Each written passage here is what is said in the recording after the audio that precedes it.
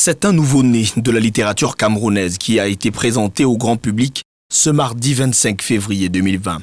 Pachatoumka, un recueil de 17 contes publiés aux éditions Aphrodite. En combinant réalité et fiction, ces contes abordent des questions qui gravitent autour de la politique, de l'économie, de la religion et de la culture. C'est un ouvrage très complet qui ne s'est pas confiné dans un seul sous-genre. Il navigue et va de genre en genre ou de sous-genre en sous-genre. On a là des chantes fables, on a des contes anecdotiques, philosophiques, historiques.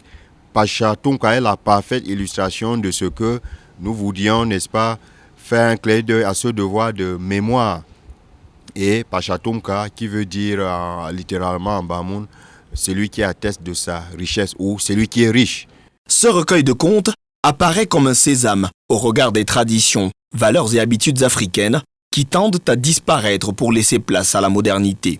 Marqué à chaque fois par des proverbes et des leçons, l'auteur se donne pour objectif de dépeindre tous les maux qui minent la société africaine et camerounaise en particulier. Ce livre invite nos jeunes gens à être plus patriotes, à, n'est-ce pas, à développer des vertus, des vertus qui ont trait à la tolérance, à la patience, à l'amour et au vivre ensemble. Le dernier conte qui est inscrit là fait référence au vivre ensemble. Et c'est pourquoi j'ai d'abord fait précéder tous ces contes d'une lettre.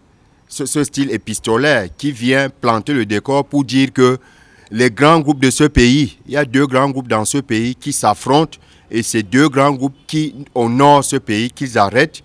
Et pour qu'ils arrêtent, nous avons proposé les épinards.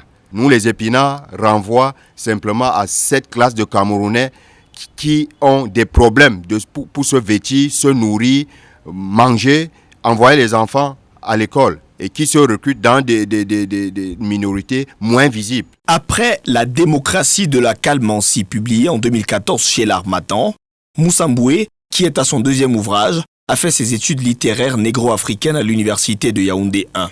Lui qui a fait ses humanités dans son Noun natal, à l'ouest du Cameroun, est longtemps resté fidèle au système de royauté et a depuis des dizaines d'années su domestiquer des savoirs très riches et féconds qui résistent à l'usure du temps.